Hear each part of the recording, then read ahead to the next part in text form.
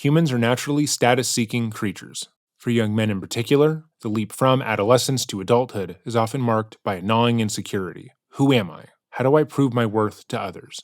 Young men are often socialized to feel as if they need to be the provider for their future families in every way, that they need to be physically, mentally, and spiritually strong, so that if anything were to go wrong, they're prepared to lead their family through it, which I think is a good position to be in. With that in mind, it's no wonder that young men can gravitate towards positions of authority. Law enforcement, military, and other authority-laden roles carry with them a certain level of social validation.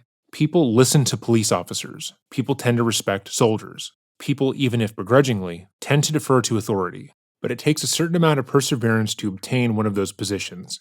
You can't just walk into a police station, fill out a resume, and leave with a badge. You have to go through law enforcement training, pass physical and academic exams, as well as pass a background check and psych evaluation. Similarly, if you were to join the military, you have to go through basic training, where you're stripped of most of your individuality and pushed to your physical and psychological limits. Getting into those positions of authority is not easy, obviously, nor should it be. So when someone buys a fake badge, or some flashing lights for their car and begins pulling over other vehicles in their small town, what they're really doing is temporarily inhabiting a role where they don't have to question whether they matter. The costume answers that question for them. It's an elaborate power fantasy, one where they can finally get the proper respect and acknowledgement from the world around them. These men are insecure, yes, but also astonishingly unproductive. They don't see the value of working towards their goal for whatever reason, and they feel like they're owed success by the world at large. Most of these men feel that they see the world in an objective way, that they know right and wrong better than anyone else, and therefore should be made officers of the law, even without any training. They look up to law enforcement, but also resent the very idea that they could be told what to do by them. To a psychologically insecure or alienated person, wrapping themselves in that identity is like applying a ready-made patch to a gaping wound. It's less about tricking strangers and more about tricking oneself. By announcing, "I am a police officer," they're trying to rewrite the gnawing suspicion that they haven't achieved much of anything. Psychologists call this impression management, but at a deeper level, it's about compensatory identity. The fantasy of being a cop or a soldier or an authority figure provides what everyday life doesn't: certainty of respect and control. And crucially, the uniform is a shortcut. It circumvents the hard, slow process of earning status through work, discipline, or social contribution, and instead offers instant validation in the eyes of strangers. There is a tragic comedy to it, because while the behavior is cringeworthy to outsiders, it reveals the universal human longing to be someone important, to be someone brave, or someone admired. For some, that longing is channeled into sports, art, or real service. For others, it's lived out in the aisle of a grocery store, where pretending to be a cop makes them feel, for a fleeting moment, like the main character in a world that otherwise passes them by. Welcome back to another episode of Dreading, or if today is your first time here, welcome. Today we are going to be reviewing another case of a man caught pretending to be a police officer. This time we're going to be reviewing the footage of Michael Scaletta whatever that is. Tietus? You fucking serious? Michael Scaletta Teat, as made public by Sergeant Pepperspray. Alright, we're off to a rocky start here at Dreading, but as always, we will leave a link to the original video in the description box down below should you want to watch the footage without our commentary. Channels like theirs are the reason why channels like mine can exist, and without them, we wouldn't be here. So I encourage you to send them some support. So with all of that said, let us begin. According to the Kitsap Sun, this was not the first time that 49-year-old Michael Scaletta Teat has had a run-in with the law. In 2015, Michael would be charged and found guilty of felony hoax by false bomb due to an incident in Cumberland County, North Carolina. He served 185 days in prison for the felony, which meant that if he ever attempted to become an officer of the law, he would immediately be turned away. This kind of obstacle is not uncommon in these circumstances, as most of the men we have covered who attempt to pass themselves off as law enforcement tend to have something in their lives that would preclude them from the service. Sometimes it's age, other times it's physical ability, and others still acknowledge that they wouldn't pass the psych evaluation. Like most of the men we have covered who falsely represent themselves as police officers, Michael worked for a security company called Stefan Group International, which is contracted by the Salvation Army. A coworker would later tell police that Michael even wore police paraphernalia while on the job, which they thought was strange. However, Michael would later tell his coworker, as well as his employer, that he also worked as a fire inspector and a law enforcement officer. He allegedly told them that his security position was just something he did on the side in order to make more money. He was informed while he was working as a security guard he cannot identify himself as law enforcement, but of course, he did so anyways. According to those who worked at the shelter, Michael was fairly aggressive with those he came into contact with. It seemed the small amount of authority that a security job provided had already gone to his head, and he would often lash out at those who worked at the shelter or needed to use its services. On September 4th, 2025, Michael had attempted to act as backup to a Bremerton patrol officer at a local 7-Eleven. However, in that interaction, he seemingly didn't pique the other officer's suspicion. Usually when we review these body cams, the person pretending to be the police officer is actively trying to avoid contact with other law enforcement officers. They don't want other cops in the area to know what they're doing, because it would become obvious that they're not actually on the force, usually because they're so young or their costuming is so weak. They view themselves as moral, upstanding young men, so they have a hard time lying to the men they idolize. But not Michael. Strangely, he attempts to work alongside other police officers, showing up to active police scenes in order to lend a hand, as it were. This is sort of a high-risk behavior that we don't usually see, because it's almost as if he were asking to get caught. However, as we're about to watch, that is not the case. So what is going on here? For the majority of people, lying, especially to authority figures, puts them on edge. It activates the brain's limbic system, putting them in a fight-or-flight response, as they feel like they're doing something wrong. However, there are some people whose brains categorize those feelings as being pleasurable and exciting. They enjoy lying because it gives them a sort of high, where they can feel powerful for just a moment. This kind of risk-taking behavior usually escalates with time, with the person lying to friends and family, before lying to their employers and so on. We can actually see that here with Michael, as he lied to his boss and coworkers and is now lying to the police. He is well aware that there are negative consequences to what he's doing, but that's a risk he's willing to take. While we cannot say for certain that that is what Michael is literally doing, that's really the only rational conclusion we were able to come up with, based solely on how ridiculous his plan is. So, with all of that said, let's get into the footage. On September 4th, 2025, a man near Seattle, Washington shows up at an active police scene wearing body armor with a SWAT patch. He carries a metal police badge and drives an unmarked car with flashing blue lights. Were you on the phone with him?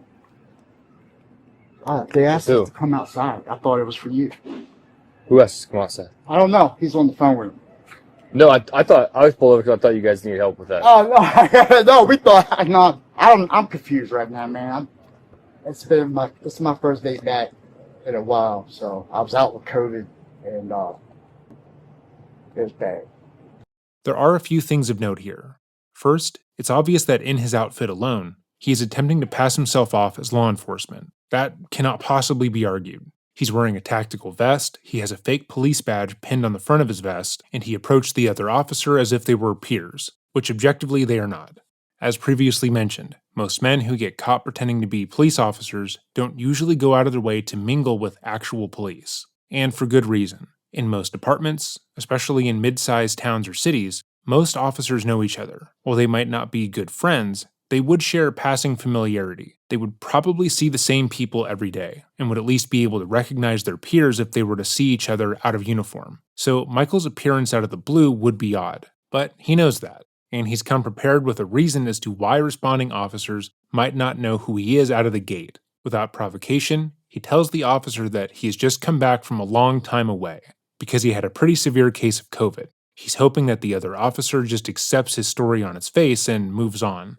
Questioning someone's story about an illness they overcome, especially one that could be serious, is extremely uncomfortable, which Michael is aware of. He chose that story in order to lay on the officer's empathy, or at the very least, make him so uncomfortable he just moves on. But it also exploits gaps in collective memory. If the other responding officers are newer recruits, or if they themselves haven't been around consistently, Michael's absence might not register as strange. But despite purposely putting himself into this situation, Michael stumbles off the starting block by over-validating himself. You often see the same behavior in children. A kid sneaks a cookie from the kitchen, and 5 minutes later, without anyone asking, they proudly announce, "I definitely didn't take a cookie because I was actually in the other room playing, and I actually hate cookies. I hate them, and would never want one in the first place, so stop looking at me." The guilty action sits so heavily in their mind that it practically bursts out of them, like Alien, but in a way they believe is clever. No one could ever possibly think I'm doing something wrong or bad, because I already said I'm not doing that. So, how do you do, fellow officers? Nothing suspicious here,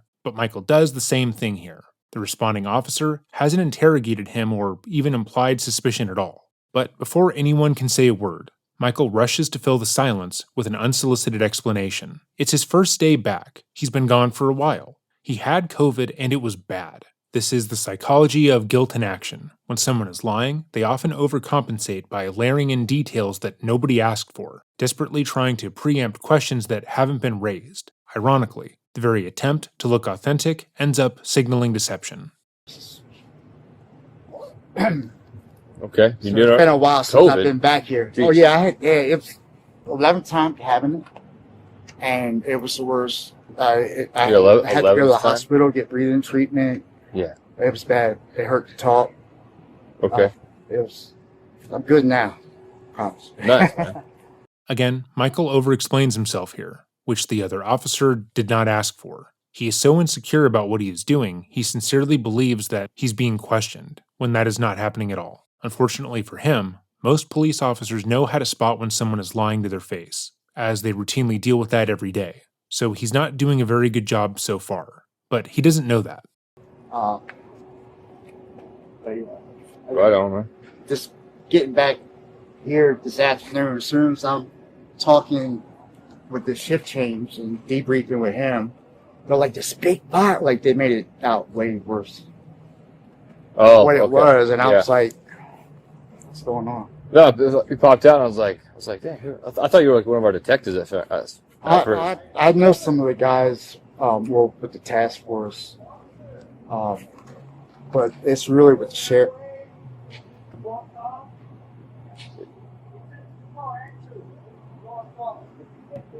What do you say?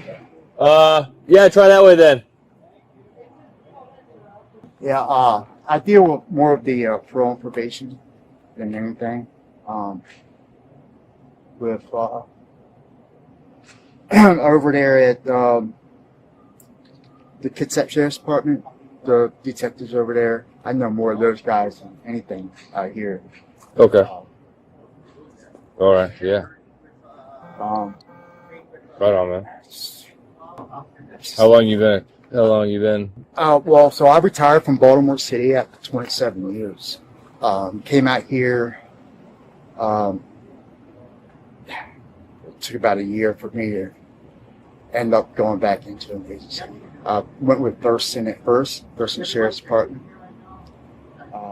There was a lot of things going on, and they wanted to put me in the jail. I was like, nah, I got better things. So I know a lot of detectives from Edmonds, from the gang network and stuff like that. The anti-narcotics training on base every year. How long you been a detective with Edmonds? About 2 years. 2 years? Yeah. Michael has made up an entire little backstory for himself, which is very silly. He's playing pretend, which wouldn't be an issue, except for the fact that he's inserting himself into real police investigations and active scenes. We've previously looked at why men who impersonate law enforcement and pull over vehicles are so dangerous. They don't have the authority to arrest anyone, so they can't legally issue tickets, and so they have no real power beyond the costume they're wearing. What they're really chasing is a sense of importance that they don't get in their daily lives, and are willing to break the law to do so. The psychology here is simple but alarming. These are men searching for validation, and they're willing to cross legal and moral boundaries to get it. That alone is troubling, but it also raises the stakes for anyone caught on the other side of their performance. If the driver they've stopped starts to question them or refuses to comply, the impersonator's fragile sense of authority can shatter. And when someone is so desperate to hold on to power they don't actually have, escalation becomes the most likely outcome. In nearly every case we have covered, these men weren't just dressing up and pulling over vehicles. They were armed. That detail makes the whole scenario far more disturbing, because when a fake officer feels cornered, the presence of a weapon can turn a hollow performance into a life-threatening encounter. The fact that nothing catastrophic happened in some of these cases is evidence of luck. While Michael may not seem like a direct threat to drivers in this case, his presence creates a serious danger to the justice system itself. Imagine if every officer on the scene simply accepted him as one of their own. They might trust him to take witness statements, secure an area, or collect evidence. But then the question becomes, what could happen to that evidence? He certainly can't bring it back to the station himself. He doesn't work there, and his crime would immediately be revealed. And even if he somehow managed to hand it over, damage would already be done. The chain of custody, the careful record of who collected and handled the evidence, would be broken the instant the impersonator touched it. In the eyes of the court, that evidence would be useless. This isn't just a procedural hiccup. If the evidence were vital to solving a case or securing justice for a victim, Michael's role would effectively destroy it. The crime scene would be contaminated, the credibility of the case compromised, and the chance at justice lost. All because someone as stupid as Michael wanted to feel important. There's a wild amount of self-centeredness that is on display, both with Michael and every other person who tries to falsely portray themselves as a police officer. They're so insecure with themselves, so deeply unsatisfied with their lives that instead of doing something actually productive that they could really be proud of, they go out of their way to hurt other people. They think that the only way to be important in this world is to wield some kind of authority, all the while lacking the follow-through or stamina to actually gain that through the proper means. And they see no problem with hurting others to do that. Okay. Yeah. 2 years with the robbery. I started with robbery and now with the gangs intelligence. Dang, it's pretty hardcore. You're the picker, right? Right on, man. Hey, I just gotta stop by for a sec. My So, name's Stiletto, by the way. Stiletto? Stiletto. Messi. Yeah. Stiletto? Are you going to be back here tonight? I mean, I'm working. Your card or something. Oh, okay. I'm working all night, so yeah. If you'll see me, I'll be out here all night. All right, man. Fresh air, man, and I'll grab a card for you and give it to you, man. Cool. All right, and what's your name again? Officer Trask. Sorry. Trask. All right, Trask. Yeah, man. And you just call me Messi or Stiletto. All right, man. All right, man. Thank you, man. I'll Yep. see you later. Who are you asking to leave? I call and this guy 24 hours here in the door. Okay. Is he working security for you? Yeah. Have a good moment. Yeah. That guy is? Are you good? I'm good. Pausing again to really emphasize just how stupid Michael's actions were. He had told this exact officer an entire backstory about who he was, what he did, all the units he worked in, and whatnot, simply because he wanted to feel cool and important the day prior. However, what he said was so strange that the other officer informed his supervisor of the encounter, and then they looked into him themselves. While Michael figured he had just gotten away with lying to the police and working as a police officer, he just put himself on their radar. They contacted multiple departments, looked into if Messi Scaletta had any history in their area, and quickly determined that he was just a security guard looking to play out an elaborate power fantasy. And given that he told them where he works, his facade was completely broken down. But he doesn't know that yet. You want to come back over here? Yeah. I was talking to some other guys. So you work for Edmonds PD? I do. Okay. Yeah, and this is a part-time gig. I got you. Do you have your commission card with you today? Yeah, give me a minute. Here. It's got it on the side. Yeah, it's got everything in there.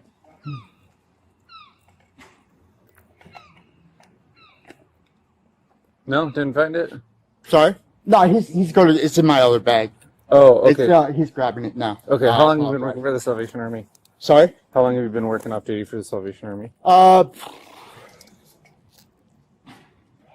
I'm here almost every other week. Every other week? Yeah, and then I also work down at the KRM.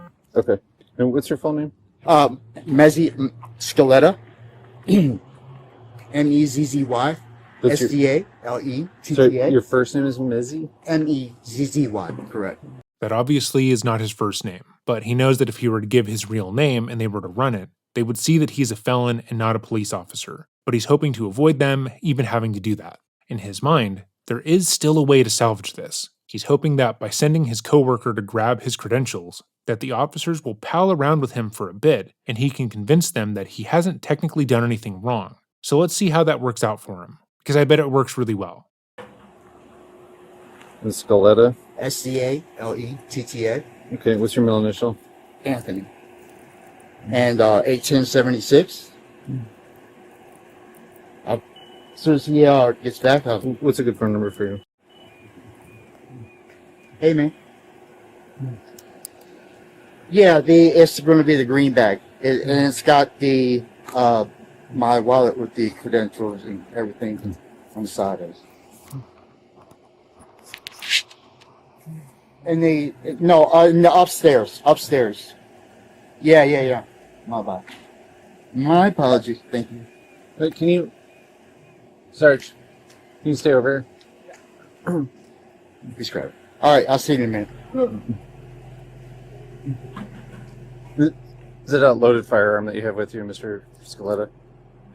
Correct. Okay, can you put your hands on the car, please? I'm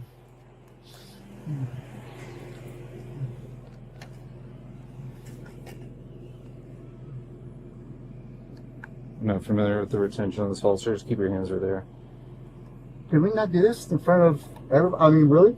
Yeah. Michael doesn't seem to understand that he is in no position to ask them for any sort of favors here. He has actively inserted himself into multiple active police calls, irreparably hurt those cases, all because he wanted to feel like he was an officer of the law.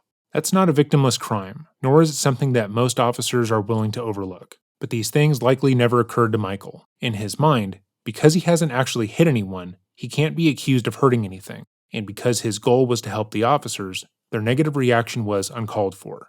And just like keeping your hands on that. Yeah. I appreciate it. Okay.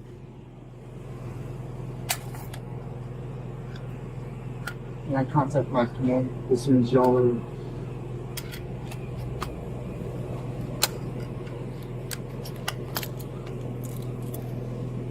you have any other firearms on, sir? No, sir. Okay. I'll Here's what you do. So you're not under arrest right now? Okay. Detained, okay? Yes, sir. Wow. Can you call my... Yeah, we can take care of all that. Yeah. We can take care of all that. We can make all the phone calls if it needs to be done with that. All right.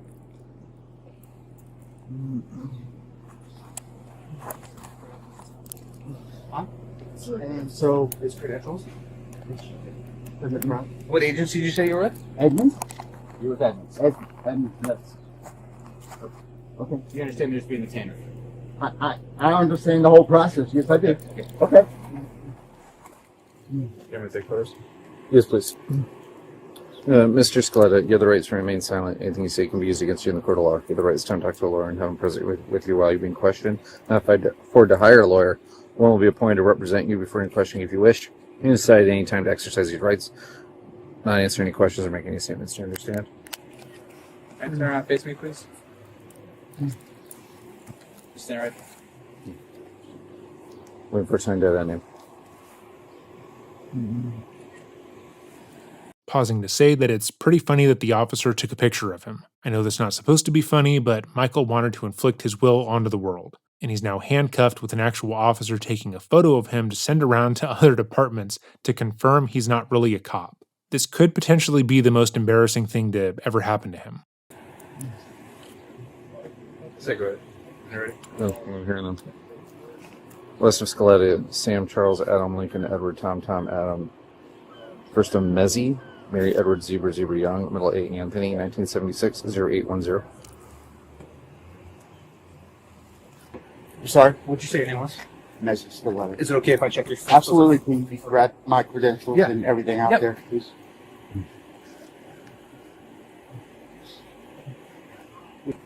Will you attach that close hit, please? Sorry? No, I was talking to this part, please.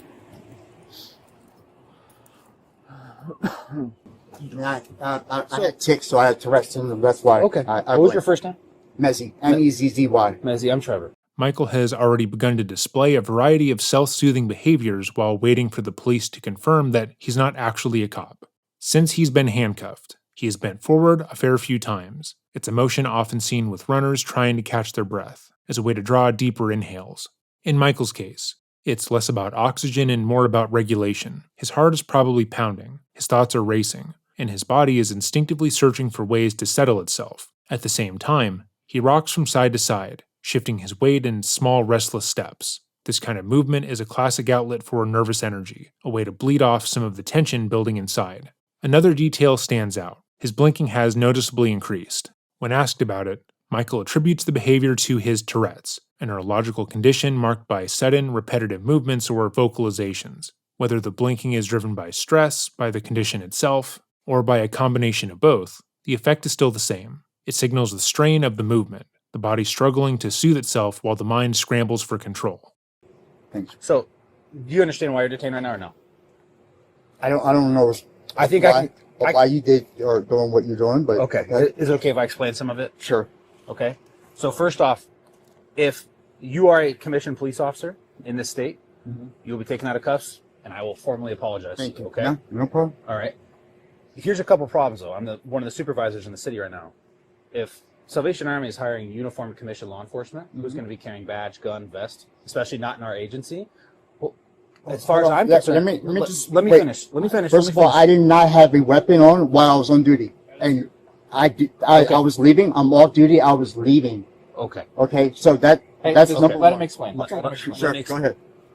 So if you're us, and especially if you're law enforcement, you understand. We see a guy with detective badge, police badge. I think there's a SWAT badge somewhere on there as well, right? In our jurisdiction, and we haven't been notified that, hey, Salvation Army's got armed law enforcement. And that's not true. You might have just been going from your employment to your car.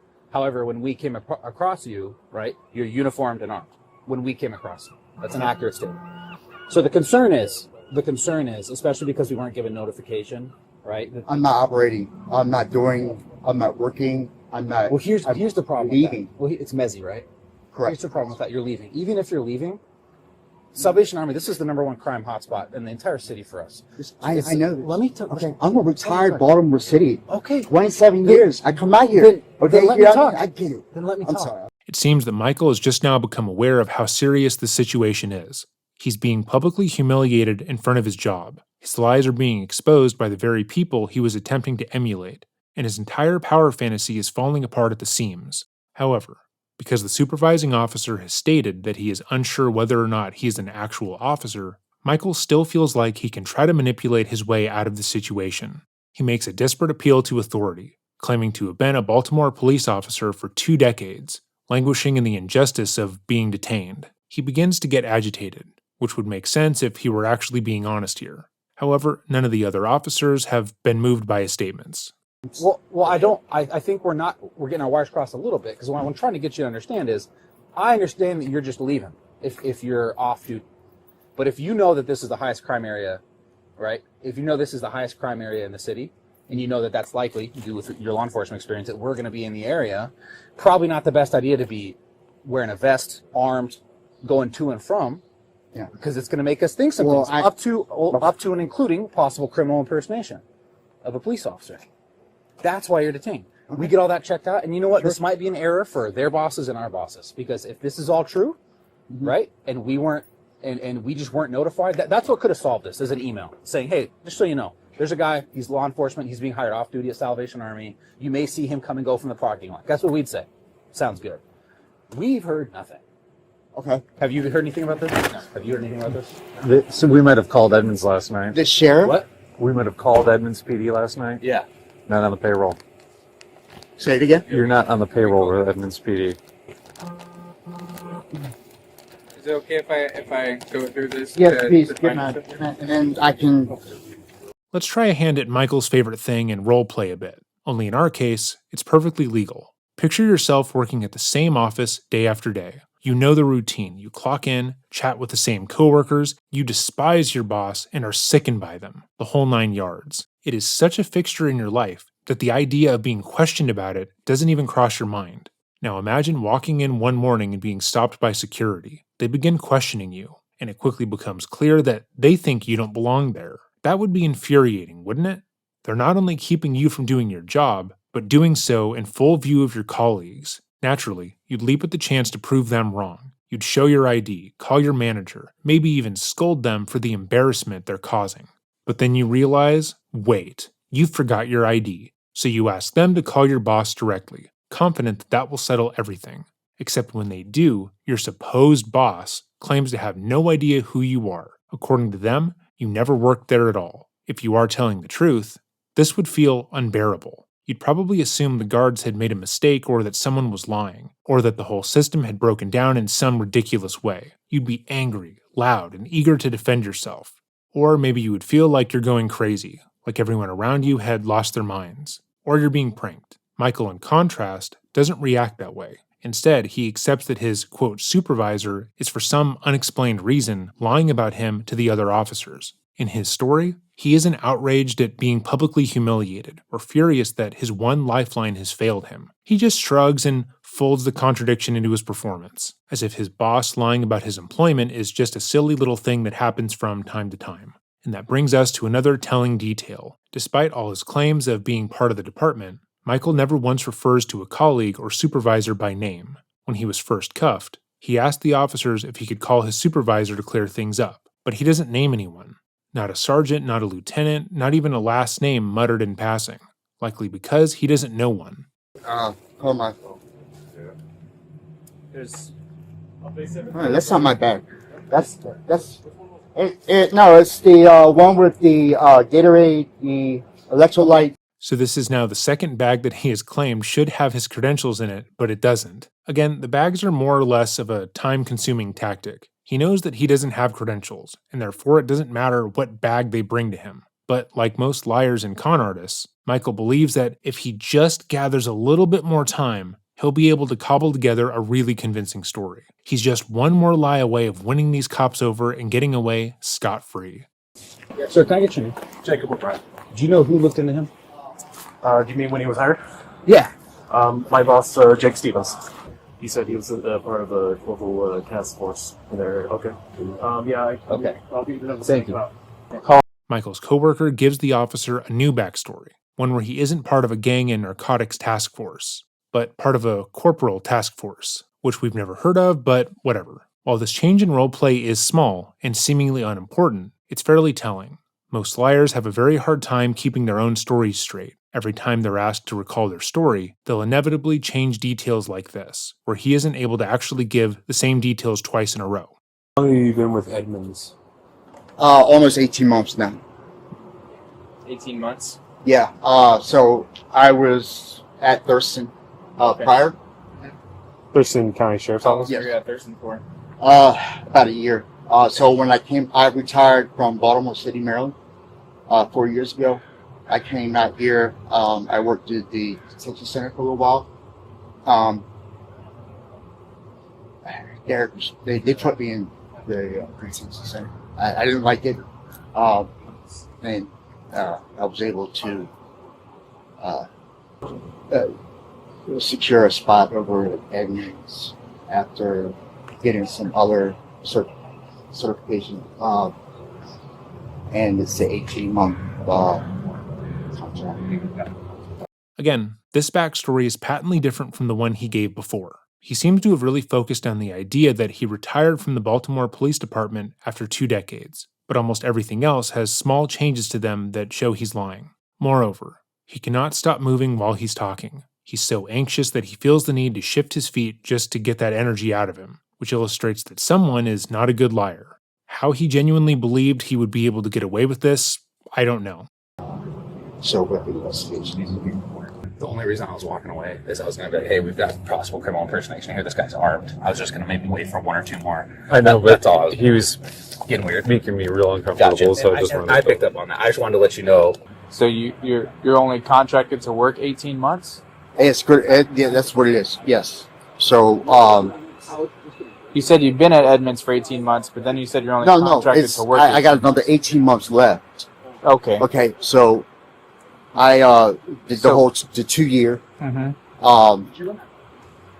If you were only contracted to work someplace for 2 years and have already worked 18 months of that contract, you would not need to work another 18 months. You'd only have to work 6 months, because there are 24 months in 2 years. Why am I explaining this? That's basic math, which apparently is something that Michael can't do at the moment, because he's so nervous that he's just saying whatever comes to mind. That signed on for the 2 years. I got 18 months left.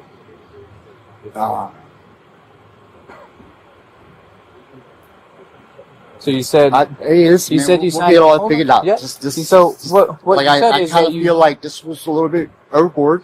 I'm respectful. I get Yeah. it. You're doing your job. Well, you said you were a retired Baltimore police officer. I was, yes. Okay, so Listen, man, you and I we both don't- operate on the reasonable standard. We know. I So- know it. So All right. 99 but, other you know, officers witnessing this situation. Would you agree it's a little bit suspicious? Just a little bit. I get it. And with everything that goes on out here, you know, I understand your point of view. I'm not arguing with you. I'm not trying to be disrespectful. I don't think you're being disrespectful. I just, I'm just kind of irritated with it, right? I think it could have been done a little bit differently. You're irritated. Yeah, but, Just talk to me. I wasn't operating. I wasn't. Hey, listen, man. You guys saw it. I get where you're coming from. Just do your job. Just get this squared away. So where are you staying while you're in Bremerton? Sorry? Where are you staying while you're in Bremerton? Are you on an Bremerton op or staying? something? Sorry? What brings you to Bremerton? Oh, for this off-duty gig. I live in Thurston, in Lacey. It's a far drive. It is. It's a lot. Why not work in Thurston? I lived there. We were having issues. I didn't want to work in the jail anymore. What kind of issues? Dealing with the same people that we were dealing with. And some of the politics. Derek, I love him. He's a great guy. Derek Sanders. Right. When he became sheriff, a lot of things have changed. It's different out here. I do things different. How long have you known Sheriff Sanders? One of the oldest tricks in the liar's handbook is outsourcing credibility. If you can point to another person who allegedly saw the same thing, or heard the same story, or already knows, your tale suddenly feels less far-fetched, especially if someone already believes that you're lying, like in the case of D.D. Moore. Psychologically, this works because humans are wired for social proof. When other people appear to agree, our brains shortcut skepticism and assume the claim is more likely to be true. It's the same reason a restaurant with a line seems better than an empty one next door. Michael attempts to do that here, simply by saying the name of the sheriff in Thurston. This doesn't work, and has only given the officers another person to contact to see if they know who he actually is. Been here 4 years now. 4 years? Yeah. Right before he became sheriff. He pulled up on Casey and turned on blue emergency lights inside the car and got out and was like, hey, I'm over at Edmonds. In 2015, he was involved in like a SWAT incident where he barricaded himself inside and had like a whole like threat of like blow the place up. So it was like a bomb threat. SWAT was involved. They came out. He was detained and arrested. Where's he? In District of Columbia. That was the links. He's saying that he retired from Baltimore City Police after doing like 24 years or some shit 4 years ago. Which he's a convicted felon. He wouldn't be retiring 4 years ago. Yeah, he's going to jail. 100% the right call. Across the board. Did you see my face once it dawned on me what was going on? Yeah. His eyes are also super, super constricted, and he's hella jittery. So I don't know if he's on something. There's something pretty funny about the fact that Michael, prior to being cuffed, thought he was doing a really good job here. He believed that every officer he came across bought his story hook, line, and sinker, and he likely rode that high for a long while. However, the other officers he was working alongside probably felt that something was off from the start. They immediately began asking questions, calling other departments, and seeing if anyone had ever heard of him, which ultimately destroys Michael's power fantasy. Probably. Okay, so tell me what happened in 2015 with Baltimore PD. The riots are I think you know exactly what I'm talking about. The unit, yeah. Alright, so Michael just looked at the police's body cam as if he were Jim from The Office. He's now aware that he's been well and truly found out, and that continuing to lie will not benefit him. So let's just see where he goes from here. I worked in the Eastern prison. Mm-hmm. They were fun. We all knew what they were doing. We knew what was going on. It's a matter of time. And we already we knew the feds were there. Mm-hmm. But you keep your nose clean. You don't have to worry about. Well, I'm talking about the offense where you were arrested in Baltimore City. Me? In 2015. I was arrested. I wasn't arrested. Never been arrested. Oh good, he decided to add more backstory and continue to lie. Never been arrested. Never once. Never. Never been arrested. So when I search you in our police database, and your name and date of birth come back with an incident in 2015 with the District of Columbia, which is obviously Washington, D.C. That's D.C., yeah. Mm-hmm. You said, no. Go take me on APIS right now. Never. I don't know what I'm talking about. Okay. Okay. Will you see if he'll let us turn on his lights? Yeah. He said he has known Sheriff Sanders for 4 years. That he went to Edmonds after he left the sheriff's department, Thurston County, and he's been with wherever he's at now for 18 months. You can do with Edmonds. They called Edmonds last night, double checked he's not on the payroll. Is he? So they had this issue yesterday with this guy? Yeah. This is a follow up to some bullshit last night where he pulled up on Casey and turned on the blue lights. What the? Yep. No, I know. Yeah. Is this guy going to jail at this Yes. point? Yes. Okay. Yeah. We're taking What all the that hell? some photos. This is insane. Like the shirt is in the plastic. His reflective vest is straight from Gauls. Yeah, look, he's got a firefighter helmet too. Jesus Christ, man. Trying to do it all. We've already covered the amount of harm a person falsely identifying themselves as a police officer can do to individuals, as well as to the justice system at large. But they can also harm the active working officers in the area. These are men and women who actually did the hard work to qualify for their positions, who work to keep their community safe and put their lives on the line every day. To see someone like Michael who's using the badge to inflate his own ego, they get properly annoyed, but it's good to see them bonding over mocking him. That's crazy. Got my wallet. I just want to confirm you're giving us the consent to search the vehicle.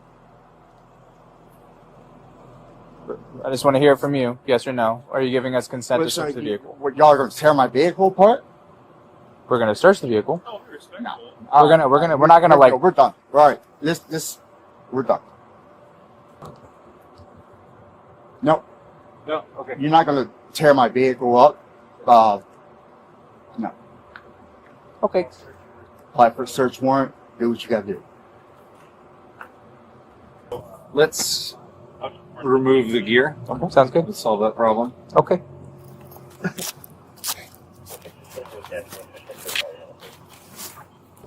How does this come off? Is it just like the It's a- two buttons in a zipper? Yeah. And then you should be able to unvelcro it on the side and just take it all off.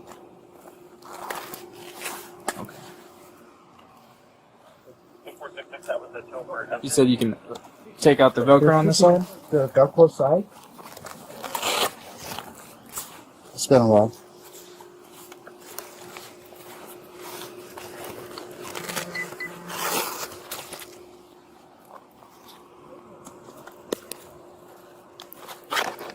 Man, my phone's in that pocket right there. Okay, give me 1 second.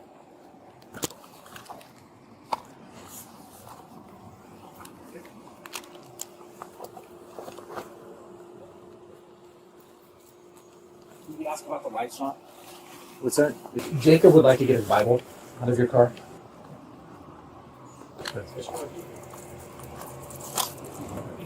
He's just grabbed the Bible. Yeah, he's grabbed. I'm not playing a game with you. I'm not. Greg grabbed the Bible and secure it back up. Where do y'all go with the vehicle? Are you towing it or Yeah, it's gonna be towed for applying for a evidence. search warrant or what? Yep. Okay. So it's gonna be towed for evidence impound. And what are the charges? We'll go over that here in a second. Can I have, sorry, I don't have COVID no more. I took a test and it was negative, but I was out sick, so. You don't have COVID? I did have. Oh, I okay. was out. I'm not sick no more. I was able to return back to work. That was treatment. But my mouth is dry. You want to drink water? Do you have a clear bag on you? Yeah, I got you. Is that it's the cell phone? Yeah. Do you have anything else in your pockets? Like your wallet? I believe I have my vape in the side. Okay. In this Do pocket. you mind if we take that out? Absolutely. And I'm not trying to be dickhead or disrespectful. It is what it is. But I'm interested with why you're saying that I was arrested in Washington D.C. and Baltimore. Well, because we ran your data earlier, right? Whenever you came up and you contacted one of our officers and one of our sergeants earlier tonight. earlier tonight? Yeah. I didn't contact him. Yes, you did. Oh, with the fire across the street? Yeah. That was weak. Okay. In my experience, most cops won't really approach an active scene while they're off duty, especially out of jurisdiction. So whenever you do that, you have lights on in the car, you come up, you're saying, hey, I'm Edmonds Police, and that you're working an off-duty gig for Salvation Army, that raises a lot of flags, right? So hold on. So I think it was taken out of context a little bit, but I was coming on. I mean, somebody told it's us all that on there body was a cam. fire across the street. I was coming on. I wasn't armed. Listen. I didn't. No one said you were armed. Okay. I did. Because he was armed, it's on video. This is where Michael slips into another weak tactic, one that borders on childish. He reaches for a small correction, as though polishing that single edge of the story will somehow make the entire lie more convincing. Whether he was armed or not is irrelevant in the larger scheme of things, but Michael clings to that correction anyways. He wants to feel like he still has some control, as if this one adjustment could shift the balance back in his favor. This kind of behavior is common in younger people, especially children and teenagers, because they often mistake semantics for truth. When caught doing something wrong, they'll focus on the wording rather than the action itself. If someone says they hit their sibling, the child might rush to clarify, I didn't hit them, I pushed them, I slapped them, as though the exact verb suddenly makes the behavior excusable. Because the other party didn't use the right word when recounting what happened, they can cling to the idea that they're being unfairly penalized and that the entire world is against them. In adulthood, this tactic becomes more or less exhausting and transparent. Adults who cling to linguistic hair-splitting are usually signaling insecurity. They know they've lost the main argument, but they can't let go entirely. By contesting the minutiae, they create the illusion of participation as a way to avoid the crushing silence of total defeat. That's what Michael is doing here. He knows the walls are closing in, that his story is already falling apart, but the tiny correction gives him a flicker of agency.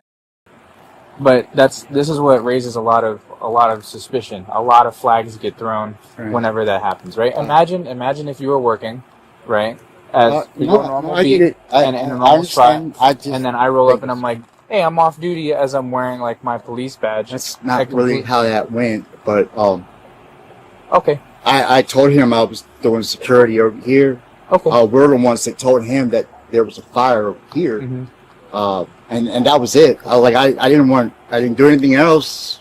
Okay. He was there, and that's all we needed. But this is your area, so yeah. I mean, it's nothing I'm gonna do out here or enforce or do anything. And I've never done that ever. Okay. Well, it's all on camera, multiple cameras. Okay. The answer. Yeah, we got cameras. Okay. Here. I know. We have body cameras too. So. But I never. So. Enforced or did anything that.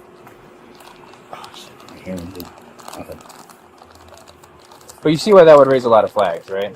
And then when you provided your name to him, obviously we checked it. We call Edmonds, right? Edmonds says you're not on their payroll. Never have been. They don't know you. And then we run what's called a triple. You know what a triple I is? Yes. All right. So we run. NCIC and they. Well, it's a little more than just NCIC. Well, no, it's a database. Yeah. Do you want a last sip before we dump this? I would. Thank you. It bears repeating that the men who pretend to be cops often feel like they're superior to those around them. They feel as if they have a perfect sense of morality, and therefore are almost required to inflict that onto others. They want to be viewed as being moral, good, and righteous, better than all other men. This entire charade is predicated on the fact that Michael wants people to view him as above them. But unfortunately, it has culminated in Michael having to ask for sips of water from an actual officer. Are you still talking? At this time, I'm going to invoke my rights and remain silent. Okay. All right. Fair enough. We all know better. Fair enough. Call that wily law enforcement experience, huh? And now the cops are just plainly making fun of him to his face. These are even searched, right? Yep, this is all his stuff. It's Skeletta Teats. Is that your call last time? Skeletta? Yes. Okay, walk this way, please.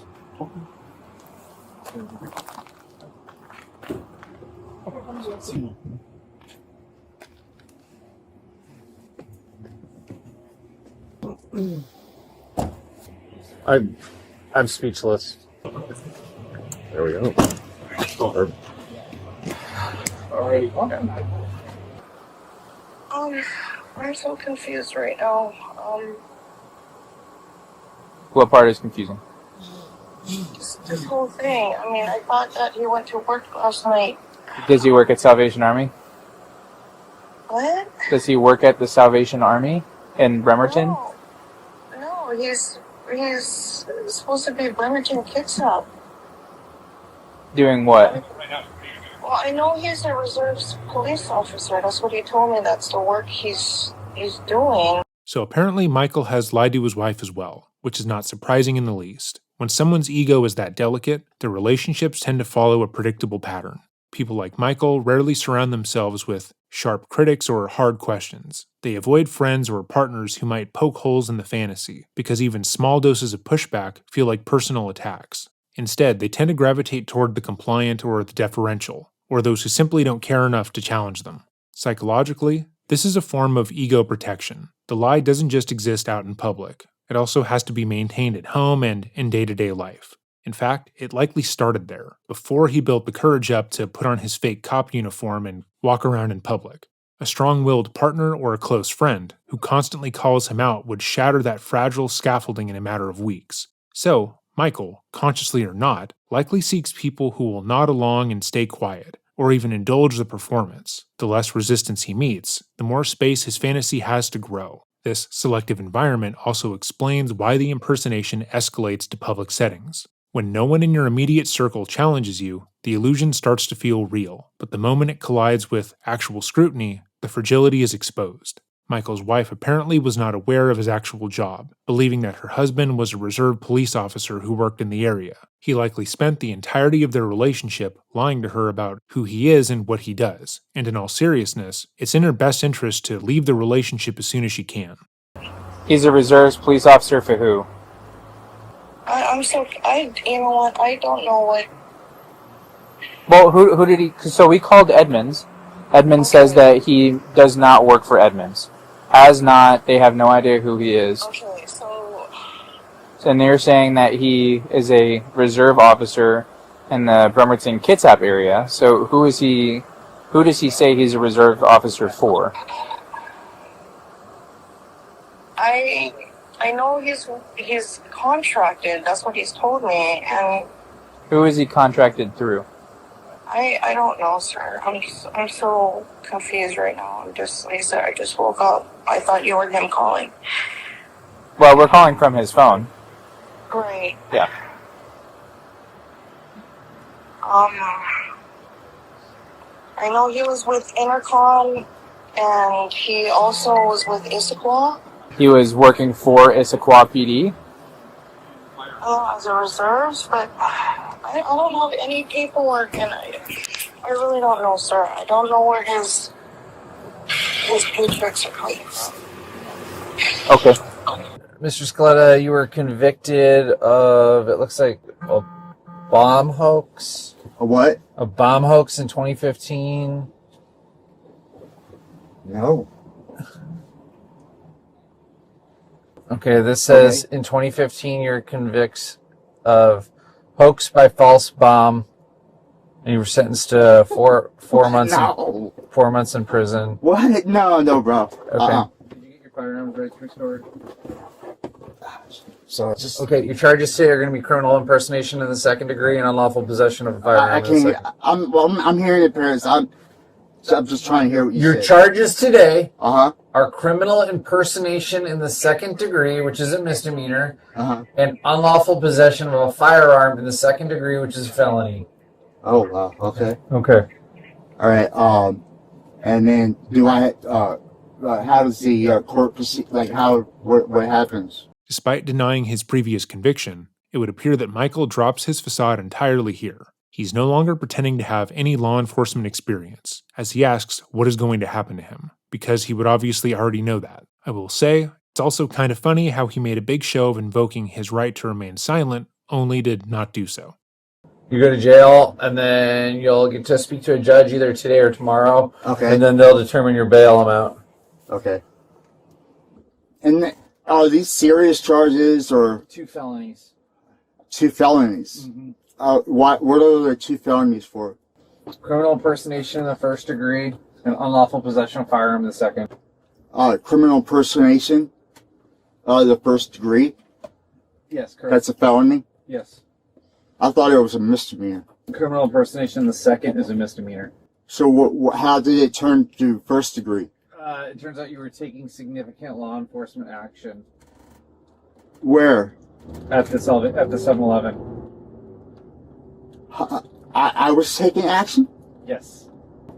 There's actually 2 things that I know of so far. One is that you were kicking people off the property at the 7-Eleven and taking trespass enforcement. And 2, you were interviewing one of the local transients about a suspicious death at the Salvation Army.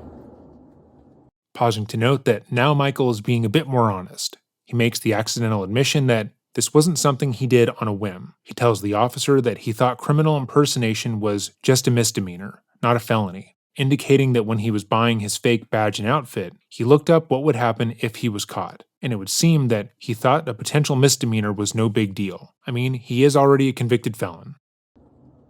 What? Yep. All right, okay.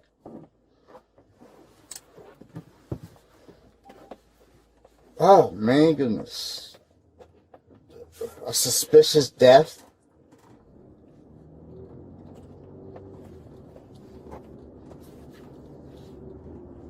And if you don't mind, like, where did that information come from? From all the people we just interviewed. Did you talk to the store clerk? We're going to. Yeah, thank you. Doing right now. Because I told him you need to call he called local PD, and they know who. Yeah, there's nothing I could do. Would you be able to talk to them before you charge me? Officer Pippin is talking to us. Okay, thank you. All right, awesome. Do you know if he was able to get a hold of my wife? Yeah, he got a hold of your wife. And do you know what she said? Yeah, she said that you told her that you were coming to work as a reserve officer for Bremerton PD today. There's something quietly sinister about the way Michael's behavior evolves over the course of the interview. In the beginning, he manages to maintain a veneer of professionalism. His nerves are obvious, but overall he kept to the script. He imitated the kind of calm, measured tone that real officers use, a performance designed to signal authority and composure, and for a while, he almost pulls it off. But once he's alone in the back of the police cruiser, that changes. His voice creeps higher, his words spill out faster, and his body won't stay still. The controlled image he worked so hard to project dissolves into compulsive fidgeting. The most jarring moment comes when he learns, perhaps for the first time in a concrete way, that his actions constitute not 1 but 2 felonies. His reaction is a strange, involuntary noise that sounds like a teapot whistling. And ultimately, that sound says more than his words ever could. It's the sound of realization, the moment his fantasy collides head-on with legal reality. In that split second, the performance dies. What remains is not a convincing officer, but a man whose fragile ego, shaky lies, and carefully constructed facade have all collapsed under the weight of consequences he never truly prepared himself to face. The rest of the footage provided by Sergeant Pepperspray features other officers interviewing people Michael came into contact with. And as we have no commentary for that portion, we will leave the video here. Despite the fact that no one was harmed in this particular case, what happened here could have easily led to innocent people being hurt. Michael, in a bid to feel important, was willing to intimidate, belittle, and harass almost every person around him. He held no respect or care for the people closest to him, as he was willing to lie to his wife for years about where he got his money from and who he was. And he was so high off of his own self-importance that he actually believed he could work alongside police without raising any suspicions. Thankfully, at the time of recording, he is off the streets, and hopefully will not be able to do something like this again. If you've made it to this portion in the video, thank you for watching. If there are any other videos you would like to see or a case you want to bring more attention to, let me know by emailing me at dreading.official@gmail.com. I'm still constantly going through the list of emails and adding your suggestions to my ever-growing list. So with all of that said, have a great day and stay safe.